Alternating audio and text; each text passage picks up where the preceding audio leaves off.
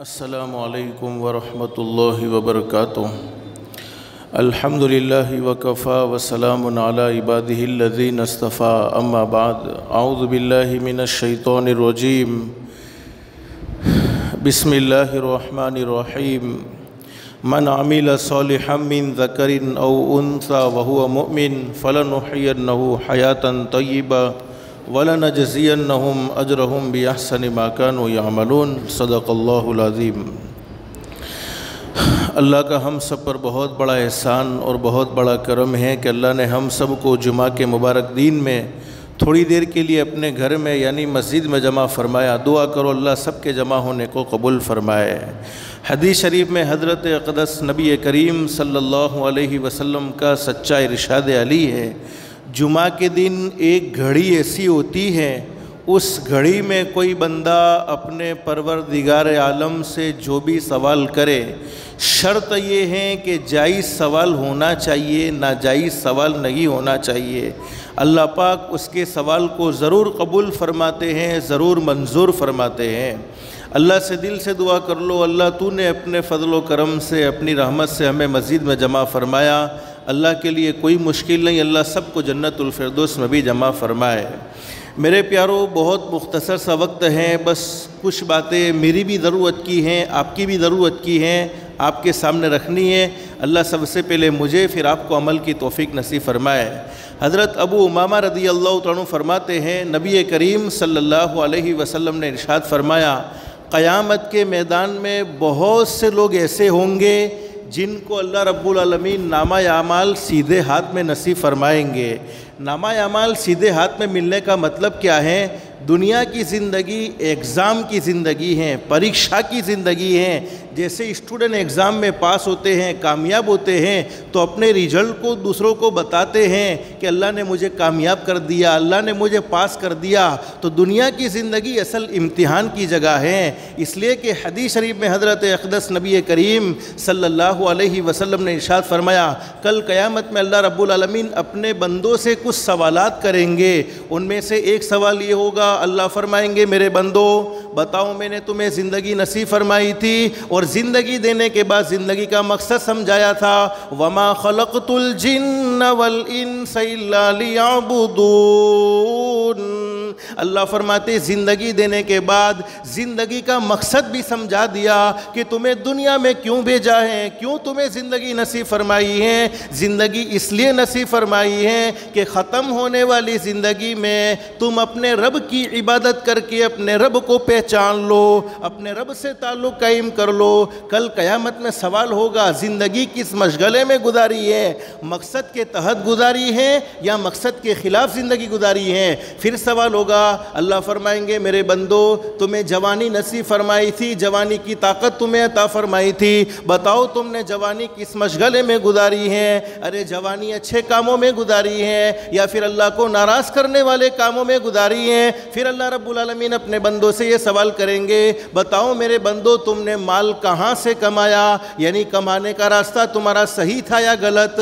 اس لیے کہ حدیث شریف میں فرمایا نبی کریم صلی اللہ علیہ وسلم نے، قیامت کے قریب میری امت پر ایک زمانہ ایسا آنے والا ہے کہ میری امت نہ حلال کی پرواہ کرے گی نہ حرام کی پرواہ کرے گی، بلکہ بس مقصد یہی ہوگا کہ دنیا جمع ہوتی چلی جائے، دنیا کو جمع کرنے میں اپنی زندگی گزارے گی۔ اور فرمایا نبی کریم صلی اللہ علیہ وسلم نے، پھر حرام کے لقمے پیٹ میں چلے جائیں گے، نحوست یہ ہوگی کہ نمازیں قبول نہیں، نحوست یہ ہوگی کہ دعائیں قبول نہیں۔ تو فرمایا کہ مال کہاں سے کمایا؟ اگر کمانے کا راستہ صحیح تھا تو بتاؤ کہاں پر خرچ کیا ہے؟ پھر اخیر میں ہمارے آقا تاجدار مدینہ محمد الرسول اللہ صلی اللہ علیہ وسلم نے فرمایا، اللہ رب العالمین سوال کریں گے میرے بندو جتنا تم جانتے تھے اس پر تم نے کیا عمل کیا ہے؟ یہ اللہ رب العالمین کی طرف سے کل قیامت میں سوالات ہونے والے ہیں۔ دنیا کی زندگی میں جو آدمی کامیاب ہو گیا، مقصد کے تحت اس نے زندگی گزاری، تو کل قیامت میں اس کو اس کا ریزلٹ ملے گا۔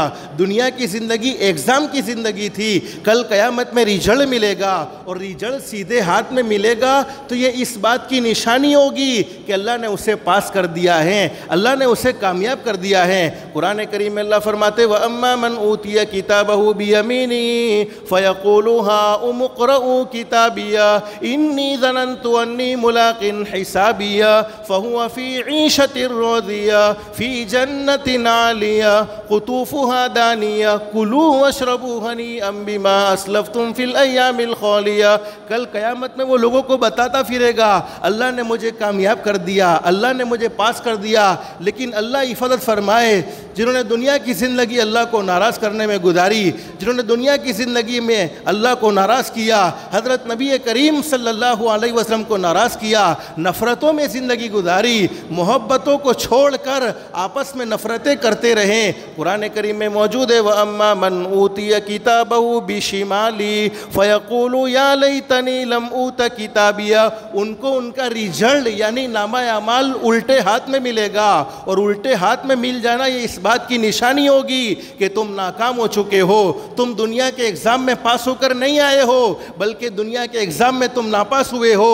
اب قیامت کے میدان میں وہ پچھتائے گا وَلَمْ أَدْرِ مَا حِسَابِيَهْ، میرا حساب نہ ہوتا تو اچھا ہوتا، یا لیتہا قانت القاضیہ، ایک مرتبہ پھر مجھے موت آ جاتی تو اچھا ہوتا، لیکن وہاں نہ موت آئے گی نہ زندگی ہوگی۔ ثُمَّ لَا يَمُوتُ فِيهَا وَلَا يَحْيَا، پھر فرمایا مَا أَغْنَى عَنِّي مَالِيَا، دنیا میں تو میں بڑا مالدار تھا، مال کی وجہ سے لوگ مجھے جھک جھک کر سلام کرتے تھے، لیکن آج مالداری کام نہ آئی۔ ہلک عنی سلطانیہ، دنیا میں میری بڑی بادشاہ تھی، دنیا میں میری ماتحتی میں کئی ملازم کام کرتے تھے، لیکن آج بادشاہت کام نہ آئی۔ تو کچھ لوگ ایسے ہوں گے جن کو نامہ اعمال الٹے ہاتھ میں ملے گا، لیکن قرآن کریم کا 30واں پارہ ہر آدمی پڑھتا بھی ہے، ہر آدمی کو معلوم ہے، میں آپ کو حوالہ دیتا ہوں۔ قرآن کریم کے 30ویں پارے میں اللہ رب العالمین نے ایک صورت میں بیان فرمایا میرے کچھ بندے اللہ کی نظروں سے، اللہ فرماتے میرے کچھ بندے میری نظروں سے اتنے گرے ہوئے ہوں گے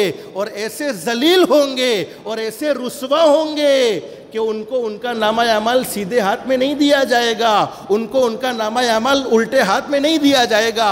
ارے سیدھے ہاتھ میں نامہ اعمال نہیں ملے گا، الٹے ہاتھ میں نامہ اعمال نہیں ملے گا تو کہاں نامہ اعمال ملے گا؟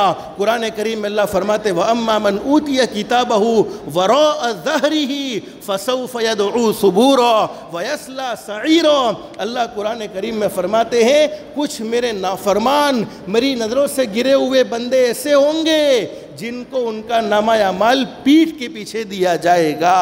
اب سیدھے ہاتھ میں نامہ اعمال کا مل جانا یہ تو ہمیں سمجھ میں آ گیا، الٹے ہاتھ میں نامہ اعمال کا مل جانا یہ تو ہمیں سمجھ میں آ گیا، لیکن پیٹھ کے پیچھے کسے نامہ اعمال ملے گا؟ حدیث شریف میں موجود ہے حضرت عبداللہ ابن عمر رضی اللہ تعالیٰ عنہ نے ہمارے نبی حضرت محمد رسول اللہ صلی اللہ علیہ وسلم سے سوال کر لیا میرے محبوب کسی بندے کے بارے میں پیٹھ کے پیچھے نامہ اعمال دینے کا فیصلہ ہو گیا تو اسے پیٹھ کے پیچھے نامہ اعمال کیسے ملے گا؟ ہمارے نبی نے فرمایا جس بندے کے بارے میں اللہ نے یہ فیصلہ کر دیا اللہ ہم سب کی حفاظت فرمائے، اس بندے کو بلایا جائے گا، ایک فرشتہ ہوگا جس کے ہاتھ میں لوہا جس کو ہم کہتے ہیں لوکھڑ، اور وہ لوکھڑ کو 3000 سال تک جہنم میں تپایا گیا ہوگا، جہنم میں گرمایا گیا ہوگا، اور اس لوکھڑ سے فرشتے سینے میں ہول کریں گے، سوراخ کریں گے، اور دوسرا فرشتہ آئے گا اس کے الٹے ہاتھ کو پکڑے گا، ہڈیوں کو توڑے گا، انگلیوں کو موڑے گا، اور سینے میں ہاتھ ڈال کر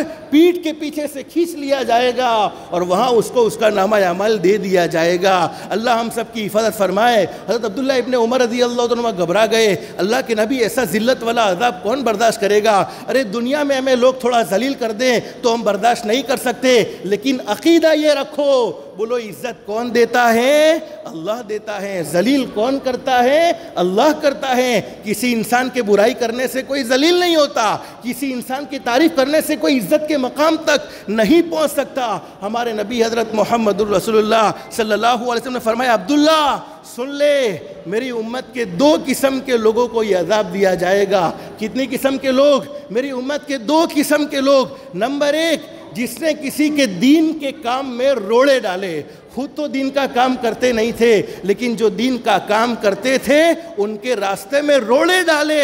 اللہ فرماتے دین کے کام کرنے والوں کے راستے میں تم جتنی رکاوٹیں پیدا کرنا چاہتے ہو کر لو، کل قیامت میں تمہیں تمہارا نامہ اعمال پیٹھ کے پیچھے دیا جائے گا. لیکن کہہ دو الحمدللہ, بولو نا الحمدللہ. پہلی قسم میں تو بولو ہم نہیں ہے نا, ہم نے کسی کو مسجد میں آنے سے روکا, بولو روکا ہے نہیں روکا, ہم نے قرآن پڑھنے سے نہیں روکا, ہم نے تسبیح پڑھنے سے نہیں روکا, ہم نے دین کی محنت کرنے سے نہیں روکا, ہم نے اچھے اعمال کرنے سے نہیں روکا. لیکن دوسری قسم کے وہ لوگ ہوں گے جنہوں نے نمازیں بھی بہت پڑھی ہوگی, روزے بھی بہت رکھے ہوں گے اور بہت سے نوافل کا اہتمام کیا ہوگا, لیکن ضرب ھذا وشتم ھذا, جس نے دنیا میں کسی پر ظلم کیا ہوگا, کسی پر ذاتی کی ہوگی, پیٹھ پیچھے برائیاں کی ہوگی, الزام لگائے ہوں گے, تہمتیں لگائی ہوگی, اور دنیا میں کسی کا مال ہڑپ کیا ہوگا, دنیا میں کسی کی زمین پر قبضہ کیا ہوگا, دنیا میں کسی سے قرض لیا اور اس کے قرض کو واپس نہیں دیا, علماء نے لکھا ہے, حدیث شریف میں موجود ہیں,